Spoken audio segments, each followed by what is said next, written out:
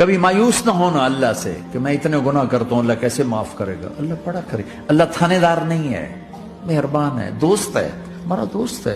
اللہ سے باتیں کرو، اللہ سے یاری لگاؤ، اللہ کو دکھڑے سناؤ. یا اللہ میرے ساتھ یہ ہو رہا ہے تو کچھ کر دینا. اللہ سے لاڈ کرو جیسے ماں سے لاڈ کرتے ہو. وہ نہیں تھا چرواہا موسیٰ علیہ السلام نے سنا، کہہ رہا اللہ سیاں تو آویں آ تیری جواں کڈاں، تین تیل لاواں، تین کنگھی کراں، تین روٹی کھواواں، تین دودھ پیواواں.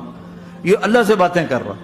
تو موسیٰ علیہ السلام نے اس کو بدبخت یہ کیا کہہ رہا ہے؟ کہہ رہا ہے یا اللہ تو میرے پاس آ، میں تمہیں تیل لگاؤں، تیری جوئیں نکالوں، تیری کنگھی کروں، تجھے بکری کا دودھ پلاؤں.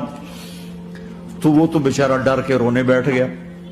جب موسیٰ علیہ السلام طور پر آئے تو موسیٰ علیہ السلام سے اللہ نے کہا موسیٰ تو نے تو میرا یار ہی مجھ سے دور کر دی، مجھے تو اس کی باتیں بڑی اچھی لگتی تھی.